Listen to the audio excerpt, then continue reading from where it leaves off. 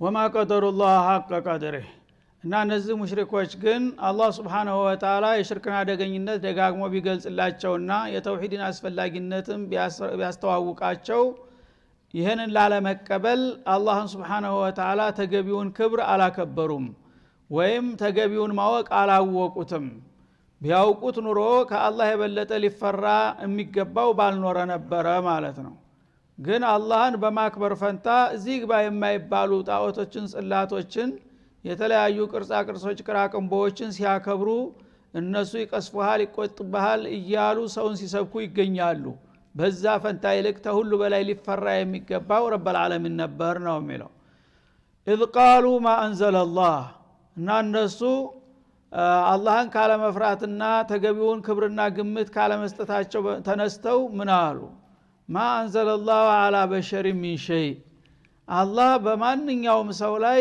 ምንም አይነት መልእክት አውርዶ አያቅም ብለው ተነጭራሹ የጁምለተን ወተፍሲለን የአላህን ሪሳላ የሚክዱ አሉ አላህ አለ ብለው በመሰረቱ አላህ መኖሩን እየተቀበሉ ግን በየዘመኑ አላህ ላከን እያሉ የመጡ የሚበጠብጡት ሁሉ ነብይ ተብዬዎች ውሸታሞች አወናባጆች ናቸው ስለዚህ አላህ ማንንም አላከ ብለው ጭራሽ በጅምላ የሚክዱ አሉ ማን የጠናባቸው ቁል መን አንዘለ الكتاب እንደዚህ የሚሉት ደግሞ የሚገርመው አህለል ኪታብ ነን ከሚሉት ሰዎች መካከል መገኘቱ ነው ሙሽሪኮቹ ቢሉም ጃሂል ነው አያውቅም እንግዲህ ጃሂል የፈለገውን ሊናገር ይችላል ግን አህለል ኪታብ ነን የሚሉ ሰዎች እነሱ በሚፈልጉት መልክ ስላልመጣ መመሪያው በማኩረፍ ለኛ ያልተሰጠ ኪታብ ለሌላ አይገባም በሚል ተነስተው በዘረኝነት አይናቸው ታጉሮ አላህ በማንም ሰው ላይ ወህይ የሚባል ነገር አውርዶ አያቅም ንቡዋም አልሰጠም ብለው ተናገሩ ይላል ያንንም በሚሉበት ጊዜ መልሱ ምን አለ ቁል መን አንዘለ الكتاب الذي جاء به موسى ታዲያ እንዳንተ አባባልማ ከሆነ አምኜበታለሁ የምትለው ነብዩላህ ሙሳ ያመጣውን ኪታብ ተውራትን ማን አወረደው ልትል ነው ብለህ እስቲ ጠይቀው ይላል በተውራት አማኝ ነኝ ይላል ትልቅ ቦታ ያለው ዓሊም የሚባል ሰው ነው ይሄን የተናገረው የሚገርም ማሊክ ኢብኑ ሰይፍ የሚባል የይሁዳ ኻኻም ነበረ ማለት ነው በአባባስ ደረጃ የነበረ በነብዩ ጊዜ በመዲና ከተማ ተሚኖሩት ይሁዶች አንዱ ነበረ ያኔ መቀኝነት ያዘውና ይሄ ሰው እየተመካ ተሰዶ መጥቶ እንደገና ሊሳካለት ነው ወይ ስለዚህ እኛ ዋጋቢስ ልንሆን ነው አለና ሽንጡን ገትሮ ሊከራከር ተነሳ ሹብሃ ለመርጨት ይሄ ሰውዬ ነብይ ነኝ ይለው ዝም ብሎ ውሸቱን ነው ቢሆንማ ኑሮ እኛ ነበርን እኮ ምን ደግፈው እያለ ማምታታት ጀመረ ከዛም ይሄም ሳይበቃው ከጀርባ ማማቱ ሳይበቃው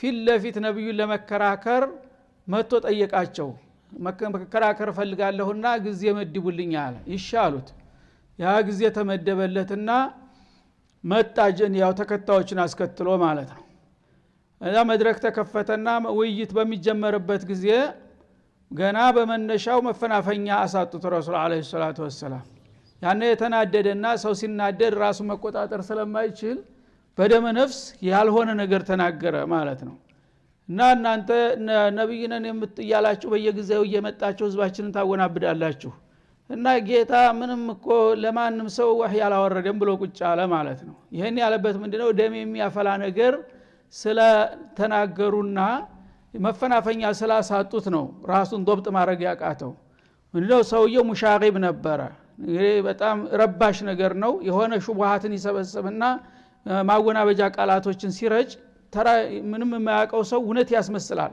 አፈጮሌ ነው ያንን ሁኔታ በሚያው ጊዜ ወዳውን እሱ ሞራሉን መስበር ስለነበረባቸው ነብዩ በአጋጣሚ ወፍራም ሰው ነበረ በጣም ጠብደል ነበር ይሄ ጊዜ ምን አሉ የሚያቋት ሚስጥር አለችና አስአሉከ ቢለዲ አንዘለ ተውራት አሉት እንደ ጨዋታ በቃ መንደርደሪያ ተውራትን ባወረደው ጌታ እማጸናለሁ እንዳትዋሽ አንድ ነገር ልጠይቅህ ፈልጋለሁኝ አሉት አወማ ተጅዱ في التوراة ان الله يبغض الحبر السمين አሉት ተውራት ውስጥ ጠብደል ዓሊም አላህ አይወድም የሚል አንቀጽ አለ እሱን ታስታውሰዋለህ አሉት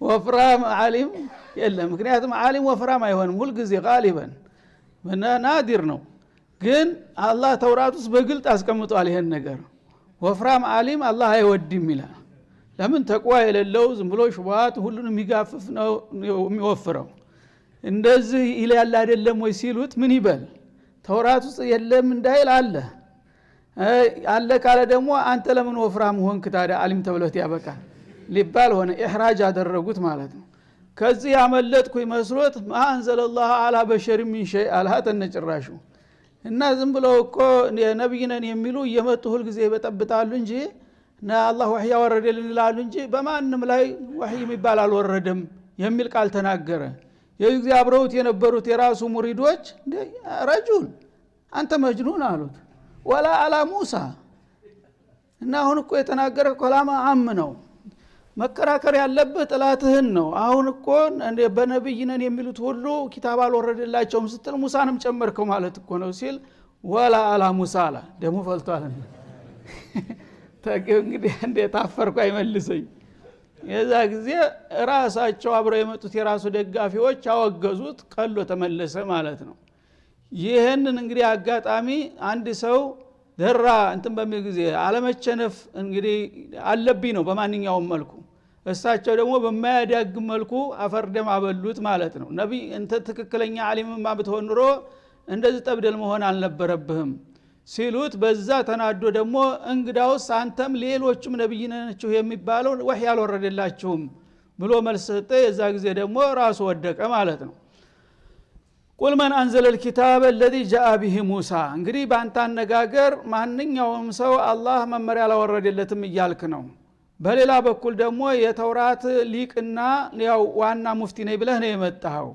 በሙሳ ላይ የወረደውን ኪታብ ታዲያ ማን አወረደው ጌታ ታላወረደ ብለህ ጠይቀው ይላል ኑራን ብርሃን ማና ወሁደን መመሪያ አድርጎ ሊናስ ለሰው ልጆች ሁሉ ብሩህ መመሪያ አድርጎ ያወረዳትን ተውራት አላህ ካላወረደ ማን አወረደው ልትል ትፈልጋለህ በለው አለ ተጃሉነሁ ቀራጢስ እና ይሄንን የተውራት ኪታብ እናንተ የግል ጥቅማችሁን ለማብሰል በተለያዩ ቁራጭ ወረቀቶች እየጣጣፋችሁ የምትፈልጓቸውን ለእናንተ እንደ ሁጃ የምትቆጥሯቸውን ነገሮች በማስታወሻ የብቻው ታችሁ ጽፋላችሁ በእናንተ ላይ ደግሞ እናንተን የሚያጋልጡትን አያቶች በሌላ ማስታወሻ ታስቀምጣላችሁ እየከፋፈላችሁና እየቆራጣችሁ በብራሪ ወረቀት የምትጫወቱበትን ተውራት ማን አወረደው ታዲያ አላህ ካላወረደ በለው ይላል ማለት ነው አህለ ዶላል እንደዚህ ነው እንግዲህ በትክክል በኪታብ የሚያምን ከሆነ ለሱን ዶላል ሊደግፍ አይችልም ካላህ የመጣ ኪታብ ግን ሁሉ ጊዜ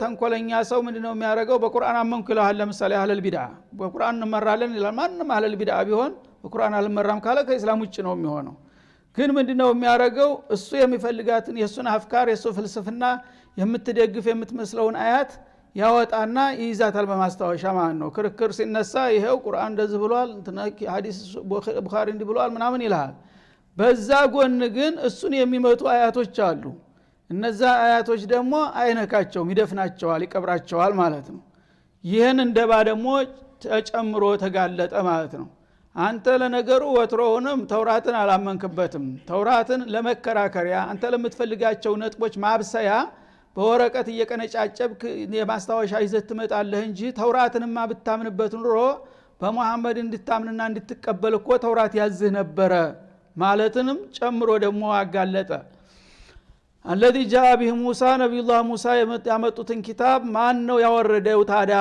አላህ ለማንም ሰው ወህይ ታላወረደ ይላል ተጃሉ ነው ቀራጢስ አንተና አንተን የመሰላችሁ ተንኮለኞችና ምቀኞች ይሄንን ከጌታ የመጣ ኪታብ በተለያዩ ወረቀቶች እየቆራረጣችሁ በመጣጣፍ ሰውን የምታወናብዱበት ኪታብ አላህ ታላወረደው ማን አወረደው ቱብዱናሃ የምትፈልጓቸውን አንቀጾች ይፋ ታረጓቸዋላችሁ ቱዝሂሩናሃ ማለት ነው ለህዝብ ትገልጧቸዋላችሁ ተውራት እኮ እንዲህ ብሏል ተውራት እኮ እንደዚህ አዟል እንደዚህ ከልክሏል እያላችሁ ለእናንተ ጥቅም ያለባቸውን ነገሮች በተውራት ማግባቢያ ታረጋላችሁ ወቱኽፉነ ከሲራ ግን ብዙውን የተውራት አንቀጽ ትደብቁታላችሁ ምክንያቱም እናንተን የሚያጋልጥ ስለሆነ ማለት ነው ወዑልምቱም ማለም ተዕለሙ በአጠቃላይ በተውራት አማካይነት እናንተና አንቱም ወላ አባኡኩም እናንተም ቀደምት አባቶቻችሁም አታቁት የነበረውን ብዙ ሚስጥር የተማራችሁበት የሆነውን ታላቁን ተውራት አላህ ካላወረደው ማን አመጣው ልትል ትፈልጋለህ በለው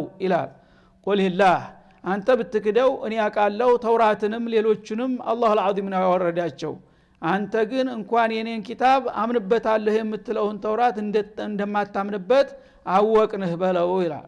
ثم ذرهم ይሄንን እውነት በዚህ መልክ ተነገርከውና ታፍረጠረጥከው በኋላ እንደ አይነት ተንኮለኞች የማይቀበሉ ልግመኞች ከሆኑ ተዋቸው፣ እኔ ዋጋቸውን እሰጣቸዋለሁ። ተትሩክሁም ማለት ነው። እውነቱን ከነገርክና ማንነቱን ካጋለጥክ በኋላ አመን አትመን አትበለው። ከዛ በኋላ ግደል ለምኔ ዋጋውን ሰጠዋለሁና ለኔ ተውልኝ ይላል። في خوضهم يلعبون እና በባጢል ውስጥ ዘፍቀው ይጫወቱ ይንቦጫረቁ። ያኔ ወቅቱ ሲደርስ እኔ ውጤቱን ሰጠዋለሁ ሲል ዛተበት። እንዳለውም ሆነ በዛው በዶላሉ ላይ እስከ መጨረሻ ቀጠለ፣ ጠፋ ማለት ነው። وهذا كتاب انزلناه እና እንግዲህ ተውራት በጊዜው ወርዷል። የተጠቀመበት ተጠቅሞበታል፣ የካደ ክዶታል። አሁን ደግሞ ተራው የቁርአን በመሆኑ ይሄውና ይህ ቁርአን በአንተ ላይ አወረድነው ይላል አላህ። ኪታቡን አንዘልናሁ እኛ ማንም ይውደድ ማንም ይጥላ እኛ ያወረድነው ኪታብ መሆኑን እንመሰክራለን። ቁርአን ሙባረኩን ከሲረል ኸይር በጣም የዱንያ የአኽራን ጥቅም ያካተተ ብዙ ጥቅም ፋይዳ ያለው ኪታብ አድርገን አወርደነዋል። መጠቀም ያልፈለገ ላይጠቀም ይችላል።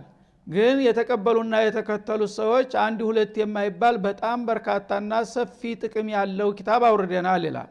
ሙሰዲቁ الذي بين يديه ከበስተፊቱ የቀደሙትን ኪታቦች የሚያረጋግጥና የሚመሰክር አድርገን ነው እና ወአንዘለ التوراة والإنجيل من قبل هدى للناس እያለ እንደመሰከረ አውርደነዋል ማለት ነው። የአላህ ኩቱቦችና የአላህ ረሱሎች ተደጋጋፊ ናቸው። አንዱን አንዱ አይነቅፍም። ያለፈውን ኪታብ እያወደሰ ነው ቀጣው የሚመጣው። ያለፈውን ነብይ እያወደሰ የሚመጣውን እየጋበዘ ነው የሚሄደው ነብይ። ስለዚህ እናንተ ምቀኞች ስለሆናችሁ ከኛ በላይ ማንም የለም ነው። ይሄ ደግሞ መንሃጁላህ አይደለም። ኪታባችሁ ግን ቀጣው ኪታብ እንደሚመጣ ቀጣው ነብይ እንደሚተካ ተናግሯል። ቁርአን ደግሞ ሲመጣ በአጠፋው ከኔ በፊት የነበረው እንጂል፣ ተውራት፣ ዘቡር የአላህ ኪታቦች ናቸው ብሎ መስክሮላቸዋል። እንደዚህ እየተደጋገፉ ነው የሚሄዱት። እናንተ ግን በዘረኝነት ለእናንተ ብቻ የምትፈልጓትን ነጥብ ይዛችሁ ሌላው ሁሉ ህገወጥ እንዳረገ እንደሆነ ትናገራላችሁ ማለቱ ነው።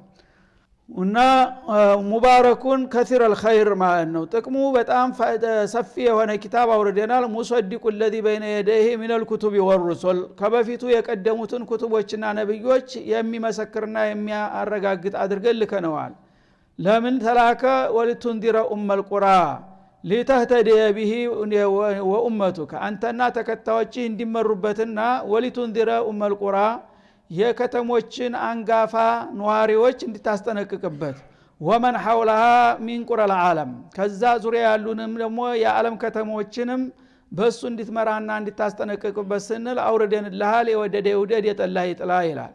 ወመን ሐውለሃ ማለት በጂኦግራፊ አቀማመጥ መካ አጠቃላይም የሸርቀል አውሰጥ ጀዝረቱል አረብ የሚባለው የዓለም እምብርት ላይ ነው ያለው። በሚዛን አቀማመጥ በምስራቅ፣ በምዕራብ፣ በደቡብ፣ በሰሜን የዓለም እምብርቱ እዚህ አካባቢ ነው ያለው ማለት ነው።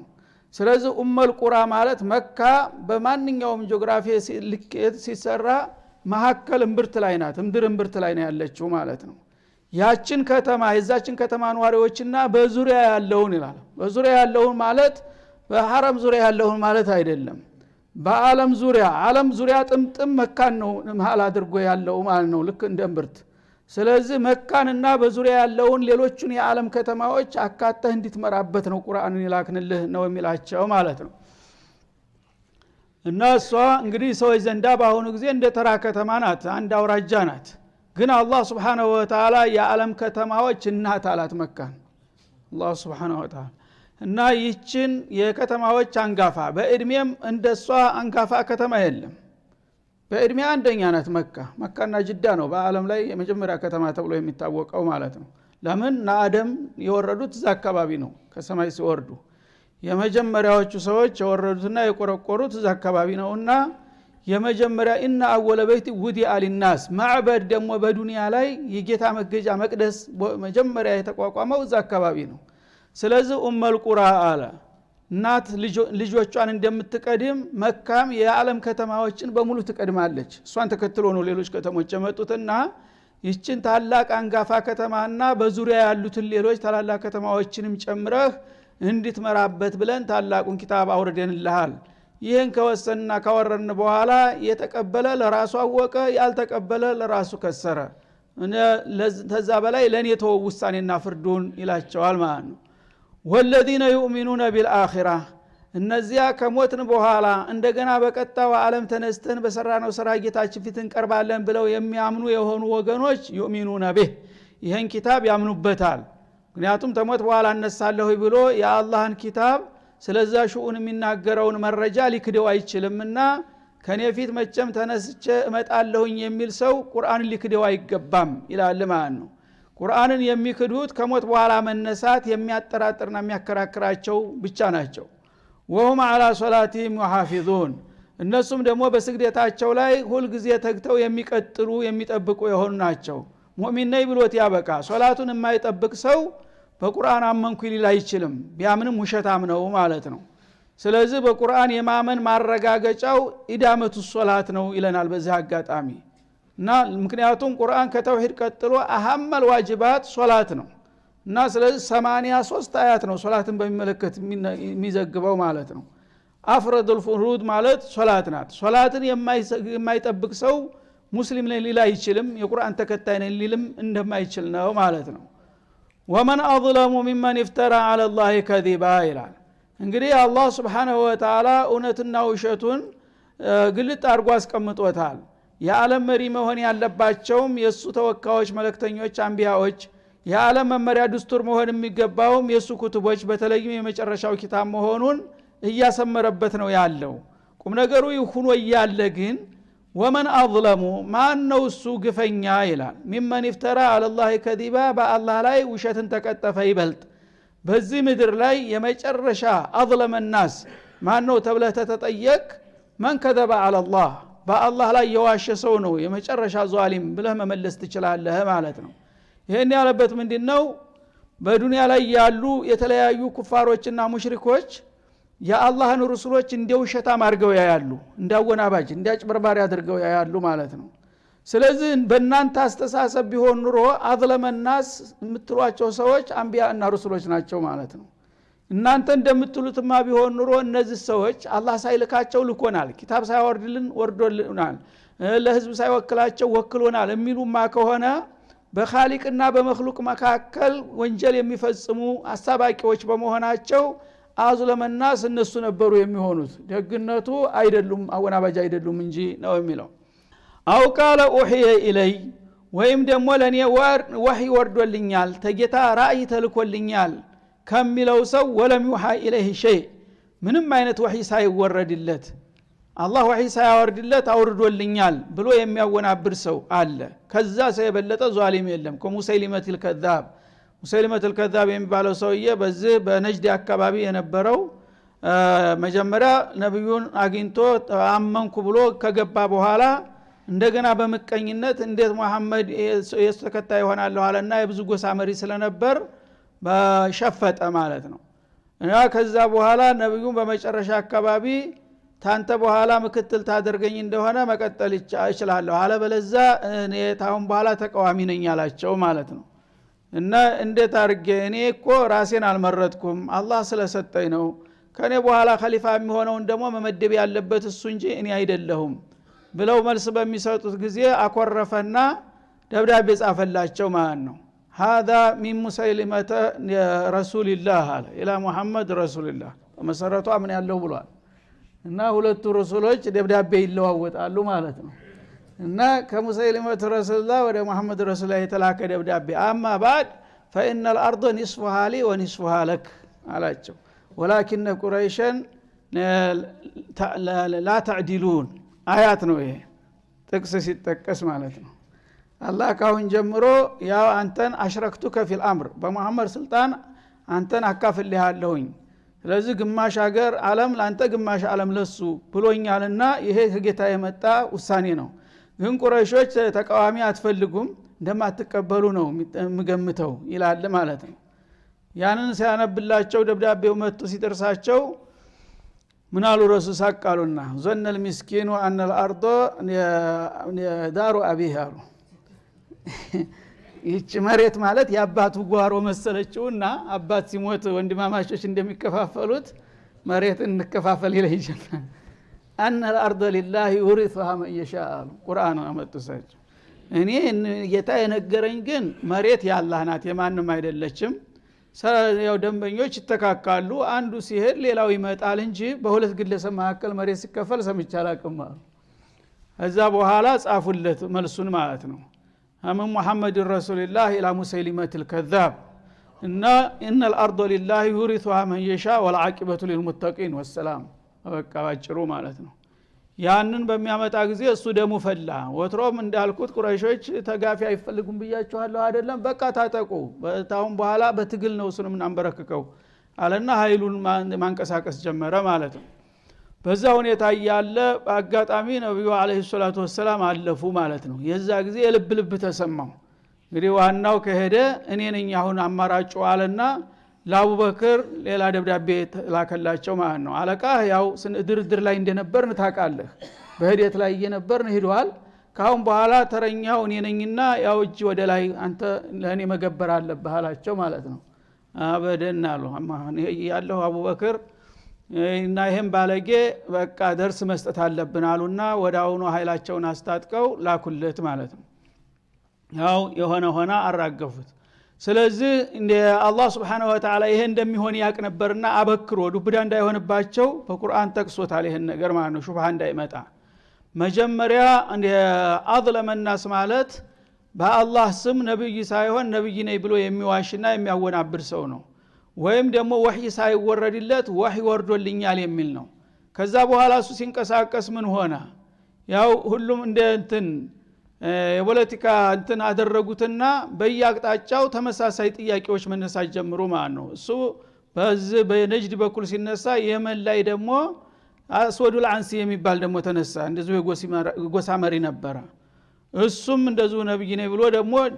ጀኑቡን መገንጠል ጀመረ ማለት ነው እንደገና ደግሞ እዛው አካባቢ ሰጃህ የምትባል ሴት እኔ እስከማናንሽ ብላ ሴቲቱም ነብይ ነኝ እንዲያውም የሴት ነብይ ዓለም ቀምሳ አታውቅም እኔ ነኝ ዛሬ ተረኛው ብላ ቁጭ አለች ማለት ነው ይሄን ሁሉ ነብዩ ተናግረው ነበር ከኔ በኋላ 30 የሚሆኑ ቀንደኛ ውሸታሞች ነብይ ነኝ እያሉ ይነሱላቸዋል ብለው ነበር ወዳውኑ በአቡበክር ዘመን ነው እነዚህ ሶስቱም የተነሱት አደገኛ የሆኑ ተቃዋሚዎች ማለት ነው ግን ሁሉንም አላህ ገላገላቸው ሰጃሂ ተሽላ ሁኔታው አዝማሚያውን ስታይ እሷ ተውባ አድርጋለች አስወድና ሙሰይሊማ ግን ተገደሉ በሷሃቦች ማለት ነው ይሄንን ነገር አላህ አስቀድሞ ጠቁሞ ነበር ማለት ነው በየዘመኑም የሚቀጠሉት የነሱ ርዝራዦች ሲመጡ በምን መልክ ሙስሊሞች መቀበል እንዳለባቸው መመሪያውን ማስቀመጡ ነው ምክንያቱም አለል ባጢል ሲነሳ አጃቢና ጨብጫቢ ያጣምና ችግር እንዳይፈጥሩ ማንነታቸውን ንቡዋው ተደምድሟል ፋይሉ ተዘግቷል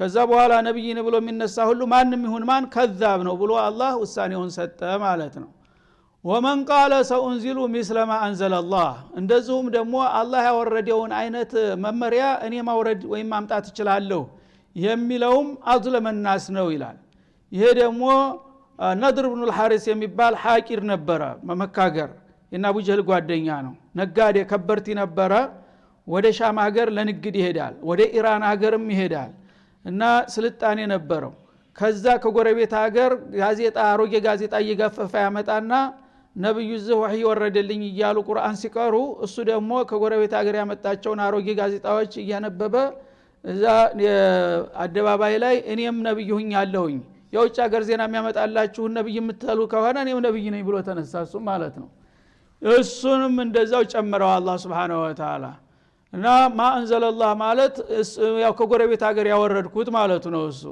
ወለው ተራ ኢድ الظالمون እነዚህ ሁሉ ግፈኞች في غمرات الموت በሞት ጣር ላይ በሚወድቁበት ጊዜ እያንዳንዳቸው በዚህ እንግዲህ የመልቲ በሆነ አካሃዳቸው ህዝብን በማወናበድ ነብይ እንዳልሆኑ ያወቁ ነብይ ነኝ ወህይ እንዳልወረደላቸው ያወቁ ይወርዶልኛል የሚሉት አወናባጆች ሁሉ በየትኛውም ጊዜ በማንኛውም ሀገር ቢነሱ ዋጋቸውን እሰጣቸዋለሁ ያንን የጥፋትና የከፋታቸውን ዋጋ የሚያውቁት መቼ ነው ጣረሞት በሚመጣ ጊዜ ይላል የገመራት الموت የሞት ጣለሸት በሚያጠላባቸው ጊዜ አይሞቱ ሞት ነው የሚሞቱት እነዚህ ሰዎች ወልመላኢከቱ ባሲጡ አይዲህም የአላህ መላእክቶች እጃቸውን የጥቃት እጃቸውን በላያቸው ላይ በሚያንዣብቡባቸው ጊዜ አخرجوا انفسكم ነፍሳችሁን አስረክቡ ወይም እስቲ እኛ የአላህ መልእክተኞች መጣንላችሁ ከኛ ነፍሳችሁን ማዳን የምትችሉ ከሆነ ነፍስህን እስቲ አድን ብለው በሚጠይቋቸው ጊዜ አቅማቸውን ያውቃሉ። አልየውመ ቱጅዘውን አዛበል ሁን በዛሬው ዕለት ጌታ ልኮናልና አዋራጅ የሆነን ቅጣት ትቀምሳላችሁ የሚል መግለጫ ሲሰጧቸው የዛ ጊዜ ይገባቸዋል ማንነታቸው። ቢማ ኩንቱም ተቁሉና ዐለላሂ ገይረል ሐቅ በአላህ ላይ የማይገባን ብልግና ቃል ስትናገሩ በመክረማችሁ አላህ ዛሬ ሂዱና ዋጋቸውን ስጧቸው ብሎ ልኮናልና ማምለጥ ወይም መከላከል የምትችሉ ከሆነ እስቲ ሞክሩ ከኛ አምልጡ የሚሉበት ቀን ይመጣላቸዋል ይላል። እና ወኩንቱም አና አያቲ ተስተክቢሩን የአላህን አያቶች ተመቀበልና ተመከተል እየተቆራራችሁ በተገላቢጦሽ የእናንተን ባጢል ህዝቦች እንዲቀበሉና እንዲከተሉ ተሰብኩ በመሆናችሁ ሳቢያ አላህ በዛሬው ዕለት አይቀጡ ቅጣት እንዲንቀጣችሁና እንድናዋርዳችሁ ልኮናል። ከዚህ መከላከል ወይም ማምለጥ የምትችሉ ከሆነ ሞክሩ የሚሏቸው ወቅት ይመጣላቸዋል። ያነ ያቅማቸውን ያቃሉ። እስከዛው ዝንበላቸው አላህ። ወለቀድ ጅእቱሙና ፉራዳ ያነ አላህ Subhanahu Wa Ta'ala እነዛን መልአኮች በሚልክባቸው ጊዜ ሁሉም እጅ ወደ ላይ ነው። ላመልጥም ሊከላከልም የሚችል የለም። ያነ ምን ይላል? የውመል ቂያማ ሲሆን ደግሞ ጌታ ፊት ይቀርባሉ በዚህ ጀሪማቸው ሊጠየቁ። እዛ በሚቀርቡበት ጊዜ እናንተ ዛሬ በተናጠል ብቻችሁን መጣችሁ አይደለምን ይላቸዋል አላህ።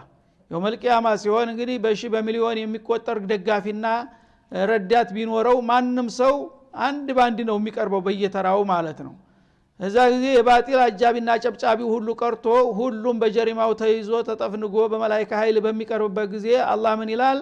ለቀድ ጅእቱሙና ፉራዳ እነዛ አጃቢዎቻችሁና ጨብጫቢዎቻችሁ የታሉ? ብቻችሁን አንተንም ያህል ታላቅ ሰው ብቻህን መጣህ እንደ ይለዋል ሲሳለቅበት ማለት ነው። ከማ ኸለቅናኩም አወለ መራ መጀመሪያ ስንፈጥራችሁ ከናታችሁ ሆድ ስትወጡ ብቻችሁን እንደተወለዳችሁ አርቃናችሁን ይሄው ዛሬም ብቻችሁን እኔ ፊት መጣችሁ። ይሄን ቀን ነበርኮ ሳስጠነቅቃችሁ የነበረው ይላቸዋል። ወተረክቱም ማ ኸወልናኩም ወራአ ዙሁሪኩም ማ አጠይናኩም ማለት ነው። በዱንያ ላይ የሰጠናችሁን ጸጋ ሁሉ ሀብቱን፣ ስልጣኑን፣ ጉልበቱን ሁሉን ነገር ወደ ኋላ ጥላችሁት ባዶ እጃችሁን አርቃናችሁን እኔ ጋር መጣችሁ አይደለም ይባላሉ።